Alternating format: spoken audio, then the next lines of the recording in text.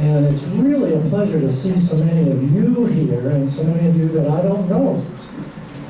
There are times, as you know, when you're with a cause of some kind, you get tired of preaching to the choir. And my hope is we don't just have the choir here today. We have people who want to learn what's going on. I am really pleased and grateful to also notice that we have members of our legislative delegation, of City Council, and from CSU, as well as the business community. You're here. We're all here. We're here to learn. The problem is we have a dilemma on our hands. In some sense, it's like we've been offered a gift. It's as if somebody would say to me, Tom, I'm going to give you a free new car to replace the beater you drove up in today. And anybody who saw me drive up knows I'm not just being hyperbolic. But there's a catch. You'll have to pony up half the purchase price of that new car, and when it's all over and you're enjoying driving it around, you'll have to be responsible for registering it, insuring it, changing the oil, putting the gas in, and maintaining it. That part's up to you. Well, if you did that, I'd have to think twice about my finances, and I might come to you. One of you, the lucky folks, I might say, could you co-sign on a loan for me? All right? Well, we're being asked, in essence, to do that same thing with regard to the stadium. It's a wonderful idea in many respects. It could be a wonderful thing for this community, or not. The fact is, we don't know enough. We don't know enough. And that's why we've invited people who know more than we do to come to our community every once in a while. And today, the best of them all, Dr. Zimbalist. What you know from the promotional materials and what you see on the board behind me is that he is a professor of economics at Smith College, and he's published 21 books. At the rate he does it, I'm afraid I learned that last week, and that he's already published another one. So he's got dozens of articles. He's consulted with leagues and franchises and players associations. And Andy, would you, or Bob, the white knob right there is volume. So you can go up a little bit without getting screwed. That's good. Is that better?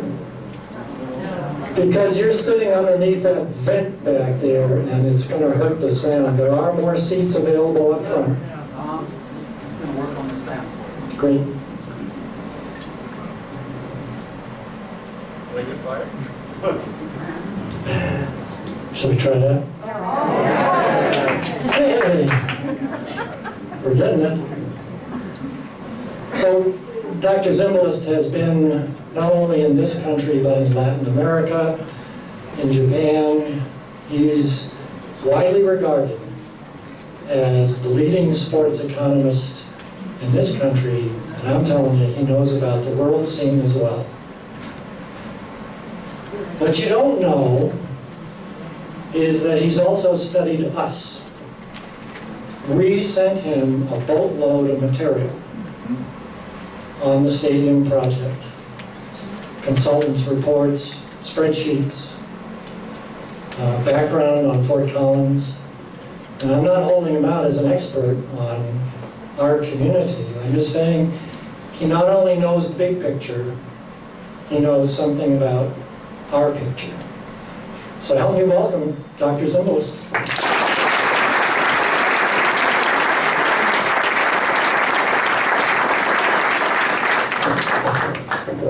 First of all, I'm going to try to do it like this, and if you don't hear me, rather than carrying it, if you don't hear me in the back, raise your hand and I'll carry it. So after that introduction, I feel like I need to begin with a caveat, actually a few caveats. The first caveat comes in the form of an apocryphal story about what happened to Albert Einstein when he died and he went to heaven.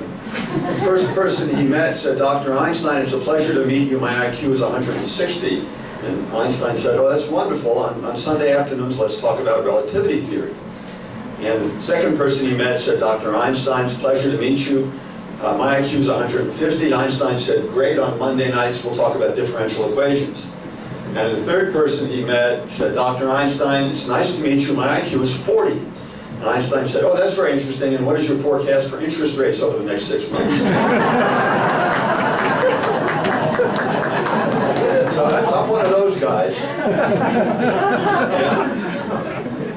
And I really want to, although Tom was very generous in the remarks he made about me and my perusing the boatload of materials that he sent, I really don't want to present myself as an expert on Colorado State or on Fort Collins. I have done some reading and I am going to make some comments on them, but I don't think they're the final word. It's just my initial reading of the materials that I've seen. Okay, so with those caveats, let's plunge in.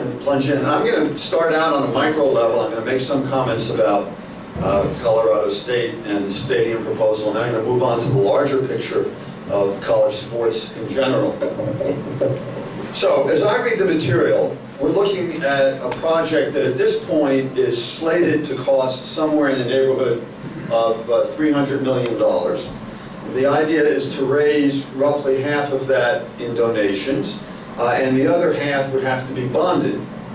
But in order to bond it, for a few reasons, both because of interest during the construction period, a variety of fees, and also because, as I understand it, many of the donations will come in the form of pledges and will be paid out over a series of, I think, 5 years. For all of those reasons, they would have to bond not 150, but more like 150 to 175 million dollars. And at the assumed current interest rate, the tax-exempt interest rate of 4.3%, there would be a carrying cost of 6%.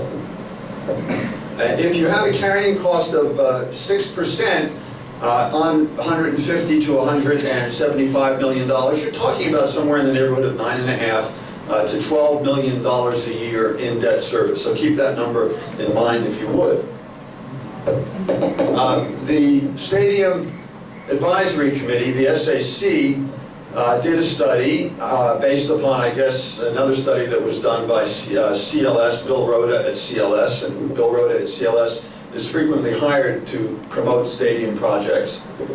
And on the basis of the numbers that Rhoda uses and that SAC uses, they project increased corporate sponsorship revenue of $3.5 to $4.8 million at the new stadium, increased premium seating 3.7 to 6.7, other revenue $0.85 million. If you use the midpoints of each of these ranges, you end up with new revenue of $9.87 million, which is pretty much exactly where you are in terms of your debt service. So at least at this point, we're looking at a proposition that seems more or less to be a break-even proposition. The difficulty with that level of analysis is that it leaves out and distorts several important things. The first is that at a new stadium, there's going to be higher operating expenses than at U's. This is always true when new stadiums are built. Sometimes at a professional level, the operating expenses could go up by tens of millions of dollars. I don't know how much they're going to go up by, but they could go up by several $million. Those increased expenses for operating a new stadium, I have not seen as part of the calculus in the estimates. Interest rates are extraordinarily likely to go up. We're talking about if a new stadium is built in Fort Collins, given that they have until next October to raise the money, and given the kinds of permits that will have to be done and environmental remediation studies and so on, we're probably looking at, optimistically, 2 years from today to begin the building. I don't think you'll find many economists in the United States who wouldn't tell you that interest rates are going to be a lot higher in 2 years than they are now. We already know that the Federal Reserve Board has talked about breaking down or backing away from the very aggressive purchasing of long-term bonds that they've been doing, increasing the money supply and keeping the target federal funds rate close to zero. Well, they've taken a step back right now because of fiscal issues that are going on, like the country might be about to go bankrupt. But aside from that, presumably the Republicans and Democrats in Washington will be able to work some of those things out. And the Fed is not going to continue to pump money into the economy the way it's been doing that. Moreover, the greatest likelihood is that there'll be some additional recovery in the economy. Both of those factors are going to push interest rates up, not by a little bit, but by many percentage points. When that happens, 2 years down the road, instead of being able to borrow tax-exempt money at 4.3%, it's very likely that you'll be looking at 6.3% or 7.3% or some other number. Now, at an interest rate of 4.3%, which I think is unrealistic, they came to the carrying cost of 6%. The carrying cost will go up as the interest rate goes up proportionately. The notion also that you're going to get a bundle of new sponsors, corporate sponsorship money, I find problematic. I'm not sure, I haven't done the surveys here, I don't know all the corporations in the area, but look, you have corporations that want to associate themselves with CSU now and the Aggies can do so at U Stadium. You have a few miles away, or maybe 30 miles away, you've got University of Colorado in Boulder. That's a Pac-10 school, that's big time school, it's closer to Denver, it's closer to where the corporate bases are. You've got 4 professional sports teams in Denver. The notion that all of a sudden these corporations, which are aligned already many times with professional sports and with college sports at a big time conference, the Pac-12, is going to rush up because you built a new stadium in Fort Collins, I think is very dubious. It's certainly not something that is to be relied upon. You know, something is a little bit wrong. That's true. The screen is, What just happened that was so funny? what's wrong with this picture? What's wrong with this picture? What's wrong? Make it smaller. This is, yeah, this is, well, you're not going to see the bottom of my slides, I guess. So another issue is the notion that you're going to be increasing by $3 or $4 or $5 million the amount that you get from premium seating is very unlikely in my view. First of all, at Hughes right now, I understand you have new luxury boxes there that were built about 5 or 6 years ago. Half of those, or at least a large number of them, are not sold at all. If you think about, say, having 4,000 premium seats in this new stadium, and that you're going to charge $50 more per seat for 6 games a year, and you sell them all out, even if you sell them all out, you're talking about $1.2 million of additional premium seating revenue. You're not talking about $3 or $4 or $5 million. So I think that that's another question about the data that the SA, or the assumptions that the SAC is using. Now, in order to make their estimate, this is the CSL study that Bill Rhoda did, in order to make their estimate about how many people will buy seasons tickets and how many people will buy premium seating, they did a survey. Surveys like this have 2 very significant statistical problems.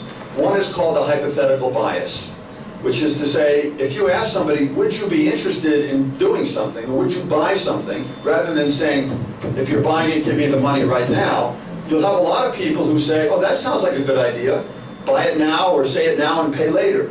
That greatly raises, that hypothetical bias has been shown to greatly overestimate the actual number of purchases that will happen down the road.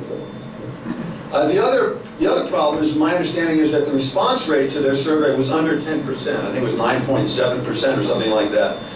The people who are going to respond to that kind of a survey are people who were most interested in the new stadium, or most interested in buying the seats. The 90% who don't respond are not. So you look at that 9% who responded, and you get, say, 50% of the 9% say, oh yes, we're going to buy seasons tickets. And then they conclude from that, well, 50% of the population is going to do that. That's also a very biased statistical method. As I understand it, and I looked at the SAC data, I could not see anywhere in the SAC data an acknowledgement of the fact that there's $3.65 million of net income annually that's generated at Hughes. So if you close Hughes down, that $3.65 million is going to disappear.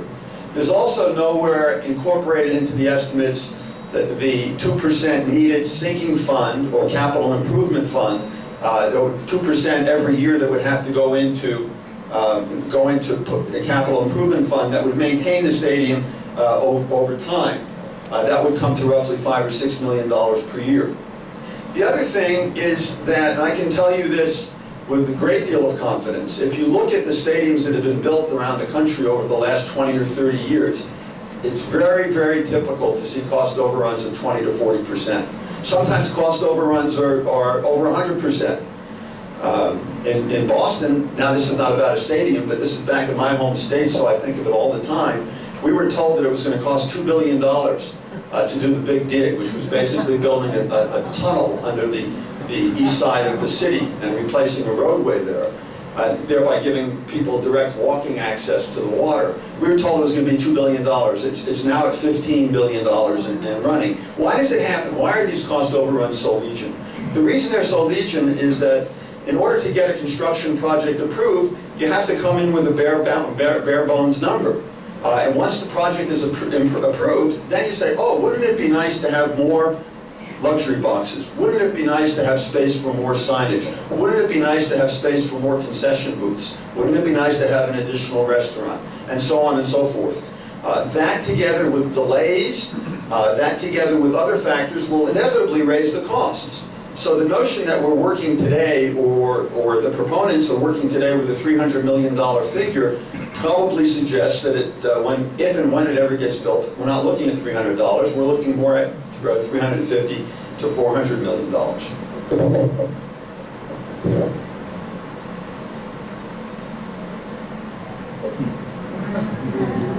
All right, now, there's also assumptions in the CSL and the SAC study about really remarkable increases in attendance initially, and then after a great initial boost, a 4% yearly increase, I think the number is that they use in attendance. What you get at best is a honeymoon effect. The honeymoon effect is, or novelty effect, this is a new stadium, we just spent all this money on it, let's go see what it looks like. And so you buy tickets to a game or two. Whether or not you keep going to the stadium is going to be a function not of the fact that the stadium is a little newer and shinier, but it's going to be a function of how well the team is doing. Performance is what drives attendance. It's not going to be a new stadium, and the data for this is all over the place, both at the collegiate level and at the professional level. And by the way, I mean, you have two recent cases of new stadiums built in big conference, the Big Five conferences in Minnesota. A few years ago, for $285 million, they built a new stadium for the Gophers. They actually had decreased attendance at the new stadium. They may have increased it the first part of the year, but after the first full year, actually, attendance went down. At Berkeley, they built, it wasn't entirely a new stadium, about 3/4 of it was new, but it was completely redone, and it cost $321 million. They also have had decreased attendance, and they've been selling out half of their luxury boxes. But because of increased prices, they increased revenues a bit. They increased revenues in their first year by $1 million. But of course, they spent $321 million to build it. So there's also this notion that by building the stadium, you're going to go up to some higher class of college sports. And being in this higher class of college sports, you're going to get more exposure, you're going to get more out-of-state applications, and you're going to get more people donating to your school or to your athletics program. And these kinds of claims are very typical in college sports. The problem is that the empirical data, the evidence that's out there, is not very supportive of those claims or of those hopes. With regard to increased applications, here's what we know. If a school starts performing better, appreciably better, it often gets more applications. Not always, it often does. It almost always gets more inquiries. So you get the admissions office will get a letter about, can you send us a brochure? Or the website will get more hits about looking into the school. There's no question that in our society, given the media ubiquity of college sports, if a team is doing really well, if it goes to bowl games, if it's in a BCS bowl game, and it gets more national exposure, there'll be more high school kids who are curious, and they'll make an inquiry. Some of those kids will even apply to the school. And this, now we're talking about, to get to that level, you've got to be really, really good. You're not just going from, rank 72 up to rank 40. You've got to be in the top 10 or the top 8 or the top 5 schools to really get that kind of attention. But sometimes it can happen that you get extra exposure. It leads to more inquiries and more applications. The notion here is that when you get more applications, you can be more selective. If you're more selective, the quality of your student body goes up, and then you can get some virtuous cycle where there's a new dynamic, a new momentum, and the school gets stronger and stronger. The evidence doesn't support that at all, because apparently what happens is the increased applications, the increased number of applications, is coming from people who are on the bottom of the ACT or the SAT or class rank ladder. The kinds of people who apply to, at the end of the day, the kinds of people who apply to the school because they saw them play in a bowl game are not the kinds of people who are excelling in the classroom. And so you can't be more selective. So that story doesn't work out very well. The only way in which increased applications can help a school is if the school has empty beds. Because then they can, if they take in more people into the school, you can fill more of the beds and you can bring in more room and board and tuition revenue. Increased donations is also a common claim. The evidence here is inconclusive. There have been, to be perfectly candid about it, there have been a couple of studies that have found some increased level of donations with substantially increased performance of football teams and basketball teams. There have been some such studies. There have been many, many more studies that have found no correlation at all, including studies that have been sponsored by the NCAA. But what we do seem to know is this, that where it does provoke increased donations, it's increased donations to the athletics department, not increased donations to the general fund. And we also have some evidence, so the evidence is not complete, but we have some evidence that when there are increased donations to the athletics department, it cannibalizes donations to the general fund. That is to say, some alums and some of the very same people who would give money to the general fund get excited about a football or a basketball team and instead take the donation, give it to the athletics department. All right. I guess that part of the discussion here is also this notion, if you bring the stadium downtown, rather than having it at the foothills, that there'll be more people who are circulating amongst the stores downtown, as opposed to being in the foothills by U's where there aren't many stores. And so somehow you'll increase commerce in Fort Collins and will increase local economy. First of all, as a general proposition, simply the empirical studies, the independent empirical studies that have been done on this don't find that to be the case at all. I can go into that during question and answer period. With regard to Fort Collins, I think it's a fairly problematic contention. Again, I don't know this city nearly as well as you all do, but I just had a tour before I came over here. And it seems to me that one of the effects of having a new stadium in the middle of campus might be transportation gridlock. It's the kind of thing that might discourage people from coming.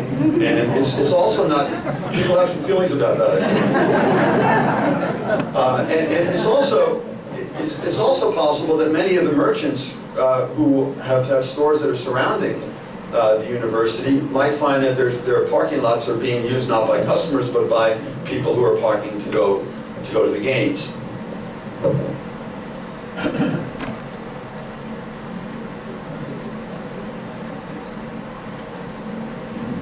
Okay, let me turn more broadly, and I think importantly, to some of the dynamics that have obtained in the broader field of college sports, the economics of college sports. Because I think really this is one of the areas that would make me most skeptical about the plans as I understand them here in Fort Collins. I think that there are two overriding features of the economics of college sports over the last several decades. One of them is that the overwhelming majority of athletic programs at universities run a deficit. I'm sure you all know that the NCAA has three divisions. There's Division III, which is where my school, Smith College, is. That's the least serious, and the least commercialized of any of the divisions in terms of athletics. Then there's Division II. Division III doesn't give scholarships, athletic scholarships or GIAs. Division II, which does give scholarships. Division I, which has about 340 schools. Within Division I, there's a subdivision called FBS, which is where CSU is, and CU are. FBS has 124 schools. Of that 124 schools, they're divided roughly in half right now. About half of them are in the Big Five conferences, the old BCS or AQ automatic qualifying schools. The other half are in other conferences. The Mountain West is in secondary conference within the FBS. The NCAA does studies every 2 years. They hired this guy by the name of Dan Fulks, who does a report called Revenues and Expenditures in the NCAA.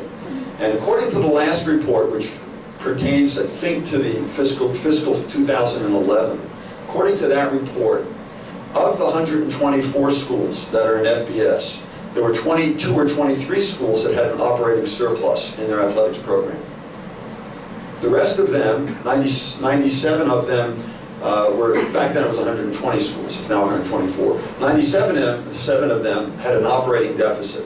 If you looked at all 120 schools together, you found an average deficit on an operating basis of $12 million. Okay? Those numbers, I've been careful to say operating deficit, those numbers do not include capital costs. Or if they do, sometimes there's small amounts of capital costs that are very irregularly included.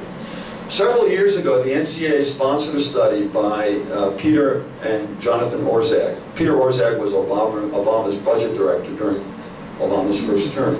He's a very, very respected economist who does a lot of work with budgets. He had been with the CBO before that, Congressional Budget Office. The report that Orszag and Jonathan and Peter Orszag did they're hired by the NCAA to estimate what the capital costs are at a typical FBS program annually. They found that the average was around $25 million a year. That $25 million is not reported in the operating deficit. So if you were to add that on top, there would be a $37 million deficit for the typical school. So one of the most important characteristics that you should never forget is that even if you go up, and by the way, I'll say more about this in a moment, even if you were to go up into one of these higher divisions or top 5 conferences, don't expect that there's going to be a large surplus that the athletics department is generating that's going to feed the general fund. Another thing about these deficits is that they're growing. They're not shrinking. And now these numbers are on an operating basis, and this is a later year. The year where I gave you the $12 million figure was the previous year. But you see that the operating deficit for an FBS program was just over $6 million. That's the median program. And then in 2012, over that 8-year span, it jumps to $15.64 million. There's an annual growth rate of 12.5%. If you look at the difference between 2011 and 2012, it grows by about 19%. So the growth is not slowing down, it's accelerating, if anything. If you go back further to 1995, when the average deficit was $237,000, you see that the growth rate is faster still. So there are very substantial growth deficits, and they're growing. And if anything, the rate of growth of the deficits is accelerating. So the other characteristic that I want to talk to you about is inequality in college sports, and the fact that the inequality is growing rather than shrinking. Because I think this has a very strong and important impact on any school that's now in the lower half of FBS and is thinking that they're going to get themselves into the upper tier. I think it becomes harder and harder over time to do that.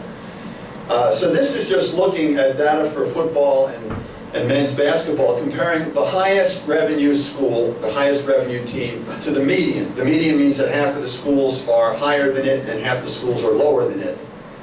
So the ratio of the highest football revenue in fiscal 12 of roughly 104 million to the median is greater than 5-to-1 differential.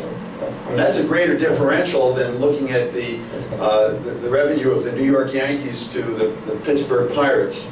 And you know, people always talk about how disgusting it is that the Yankees have so much money. This is a really large differential, and you're only going down to the median, by the way. Here, you're not going down to the lower quartile. And in basketball, you see even a greater differential.